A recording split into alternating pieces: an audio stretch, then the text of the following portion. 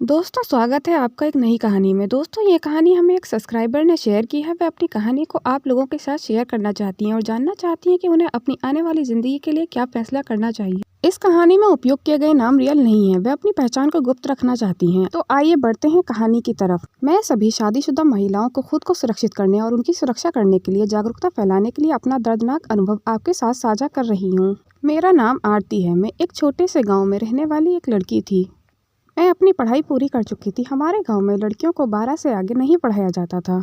मेरी शादी की उम्र हो चुकी थी। जैसे हर लड़की को अपनी शादी के लिए कुछ ना कुछ सपने होते हैं, वैसे ही मेरी भी अपनी शादी को लेकर बहुत से सपने थे। मैं चाहती थी कि मेरा पति मुझे दिल से प्यार करे और मेरा अच्छे से ख्याल रखे। मेरे पिताजी मेरे लिए रिश्ते देख रहे थे। मेरे पिताजी को प्रशांत बहुत पसंद आए थे। हालांकि प्रशांत के पास अपना घर भी नहीं था और वे एक छोटी सी कंपनी में नौकरी करते थे। पिताजी को प्रशांत उनके रंग रूप के कारण और उनके अच्छे व्यवहार के कारण पसंद आए थे। मुझे भी प्रशांत अपने पति के रूप में बहुत पसंद आए थे। प्रशांत बहुत ही धार्मिक, शांत और सबकी मदद करने वाले व्यक्ति थे। हर कोई उन्हें बहुत सम्मान दिया करता था। मैं अपनी शादी में बहुत खुश थी। भले ही प्रशांत अमीर नहीं थे, उनके पास अपना घर नहीं था। मैं कोई चीज़ों से समझौता भी कर रही थी, लेकिन मैंने कभी इस बारे में प्रशांत को नहीं बताया ताकि वह किसी बात से भी परेशान न हो। प्रशांत बहुत ही दयालु व्यक्ति थे। वह मेरा बहुत ख्याल रखते थे और मुझसे बहुत प्यार भी किया करते थे। हम बहुत ज़्यादा मस्ती करते, दोस्तों की तरह एक दूसरे से मजाक करते और साथ में खुश रहते थे। मैं उनके चरित्र से बहुत खुश थी। मैं प्रशांत जैसे पति के लिए भगवान को बहुत धन्यवाद किया करती थी कि उन्होंने मुझे इतना अच्छा पति दिया है। प्रशांत अक्सर ही अपना फ़ोन मुझसे छिपा कर रखते थे और कभी अपने फ़ोन से हाथ नहीं लगाने देते थे। प्रशांत पर मैं आंखें मूंद कर भरोसा करती थी। मैं भी प्रशांत की प्राइवेसी का सम्मान करती थी। मैंने कभी इस बात पर ध्यान ही नहीं दिया कि प्रशांत अपना फ़ोन मुझसे क्यों छुपाते हैं। मैं कई दिनों से नोटिस कर रही थी, प्रशांत लगातार किसी से चैट कर रहे थे। एक दो बार मैंने पूछने की कोशिश भी की कि आप सारा टाइम किससे बातें करते रहते हैं, लेकिन प्रशांत यह कहकर मुझे टाल दिया करते थे कि वे ऑफिस के काम के सिलसिले में कलीग से बातें करनी पड़ती हैं। एक दिन प्रशांत बेड पर लेटे हुए चैट कर रहे थे। मैंने पीछे से उनके मोबाइल में झांका तो एक लड़की की डीपी थी। मैंने उनसे पूछा कि यह कौन है, तो उन्होंने बताया कि ऑफिस में साथ काम करता है। मैंने उन पर भरोसा किया और वहां से चली गई।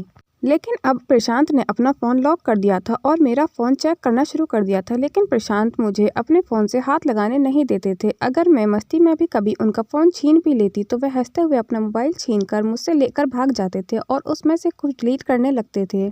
मुझे अब प्रशांत पर शक होने लगा था, इसलिए मैंने एक दिन प्रशांत का फ़ोन चेक करने का फैसला लिया, लेकिन मुझे कभी उनका फ़ोन चेक करने का मौका नहीं मिला था। एक दिन मैं कमरे में आई तो मैंने देखा कि प्रशांत मेरे फ़ोन से कुछ सेंड कर रहे हैं। मुझे कमरे में देखकर उनका चेहरा ऐसा हो गया था जैसे वे कुछ कर रहे थे और मैंने उनकी चोरी पकड़ ली थी, लेकिन मैंने उन्हें इस बात का एहसास नहीं होने दिया था। मैंने मुस्कुराते हुए उनसे पूछा कि आप मेरे फ़ोन में क्या कर रहे थे। जब मैंने अपना फ़ोन चेक किया तो वह मेरे फ़ोन में मेरी तस्वीरें देख रहे थे।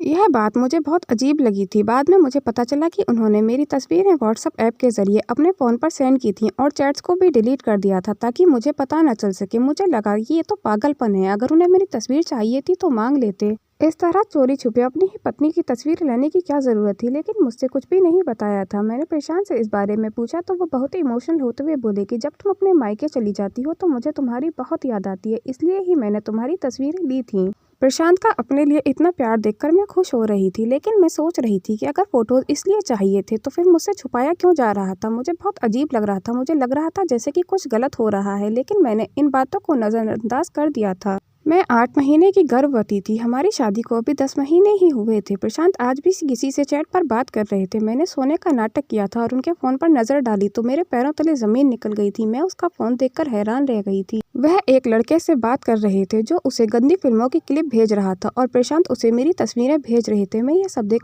कर हैरान थी। जिस प्रशांत को मैं जानती थी वो तो ऐसा इंसान नहीं था। प्रशांत का व्यक्तित्व वह था ही नहीं जो अब मुझे दिखाई दे रहा था। मुझे ऐसा लग रहा था कि जैसे मैं अपनी पति को ही कभी जान नहीं पाई थी। मुझे लगा कि मेरी दुनिया एक सेकंड में ही खत्म हो गई थी, लेकिन मुझे नहीं पता था मैंने कैसे उससे डरते हुए, चौंकते हुए और रोते हुए ये पूछ ही लिया था कि वह कौन है और फेसबुक पर आप किससे मेरी तस्वीरें शेयर कर रहे हैं और आप किसी को मेरी तस्वीरें क्यों शेयर कर रहे हैं। वह मेरे सामने झूठ बोलकर नाटक करने लगे और कहने लगे कि जैसा तुम समझ रही हो वैसा कुछ नहीं है, तुम्हें कोई गलतफहमी हुई है। उन्होंने मुझसे कहा कि जो भी तुमने देखा है वह सब सपने में देखा है, यह सच नहीं है। मैं उनसे कहने लगी कि मैंने कोई सपना नहीं देखा है, यह सब सच है। तो वह गुस्सा हो गए और कहने लगे कि तुम पागल हो गई हो, मैं तुम्हारी तस्वीरें किसी लड़के को क्यों शेयर करूंगा, क्या तुम्हें मुझ पर भरोसा नहीं है। मैं बहुत कंजर्वेटिव वह मोबाइल रखकर सो गए थे, लेकिन मैं पूरी रात रोती रही थी। उन्होंने मुझे समझाया और ऑफिस चले गए थे। मैं पूरा दिन रोती रही और सोचती रही कि ऐसा क्यों और कैसे हुआ। मुझे अपने पति की बातों पर यकीन नहीं हो रहा था। मैं अच्छे से जानती थी कि मुझे कोई भ्रम नहीं हुआ था। मैंने कल रात जो उसके फ़ोन में देखा था वो एक सच्चाई थी। मैंने रात को उसका फ़ोन चेक करने का फ़ैसला किया। जब वह रात को वापस आए तो मेरे साथ बहुत प्यार से पेश आ रहे थे और मेरा बहुत ख्याल रख रहे थे। वे मेरे लिए कुछ स्नैक्स भी लेकर आए थे और मुझसे कहने लगे कि क्या अब मैं उनके बारे में बुरा सोच रही हूँ। मैंने उन्हें विश्वास दिलाया कि मैं ठीक हूँ, मगर मैं अंदर ही अंदर बहुत ज़्यादा रो रही थी। मैं सदमे में थी और 8 महीने की गर्भवती भी थी। रात को प्रशांत के सो जाने के बाद मैंने फिंगरप्रिंट से उनके फ़ोन को अनलॉक किया और उनका पूरा फ़ोन चेक किया, लेकिन उनके फ़ोन में कोई भी सोशल मीडिया ऐप डाउनलोड नहीं था। यह देखकर मैं बहुत हैरान थी। मैंने उनके फ़ोन में फेसबुक इंस्टॉल किया और OTP के ज़रिए लॉगिन किया। मैंने देखा कि उनका फेसबुक अकाउंट मेरे नाम से था और वह पुरुषों को मेरी तस्वीर भेजकर उनसे गंदी गंदी बातें करते थे। वह तस्वीरें मेरी पर्सनल थीं।